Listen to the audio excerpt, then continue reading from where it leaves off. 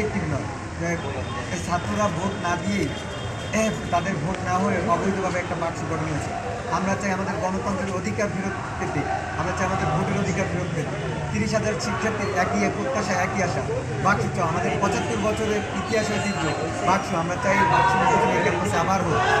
এই জন্যই আমার এই আর অনশনে বসা, যতক্ষণ না পর্যন্ত আমাদের বাক্স নির্বাচন হচ্ছে বা তার রোডম্যাপ ঘোষণা করা হচ্ছে, ততক্ষণ পর্যন্ত আমি অনশন থেকে করবো না। এবং অবশ্যই আমাদের বাক্স নির্বাচন এই ডিসেম্বরের মধ্যেই হতে হবে, কোনো নির্বাচিত সরকারের আন্ডারে না, এই অন্তর্বর্তী সরকারের ডিসেম্বরের মধ্যেই হতে হবে। আমাদের প্রশাসনের কাছে আমরা যাওয়ার পরও বারবার তারা তালবাহানা, নানা ছোটো নানা আস্থা দিয়ে বারবার মূল্য ছড়িয়ে দিয়েছে, কিন্তু আর নয়। এবার আমাদের অনশন ভুল, কারণ এই বাক্স নির্বাচন আমরা নিয়ে উঠবো, নেমেছি যখন বাক্স নির্বাচন নিয়ে উঠবো ইনশাল্লাহ। ইনশাল্লাহ।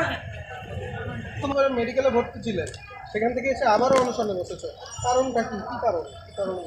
আমি যতটাই অসুস্থ থাকি না কেন, আপনারা জানেন বাক্স শুধু আমার অধিকার, বিএম কলেজের 30,000-এর বেশি শিক্ষার্থীর অধিকার।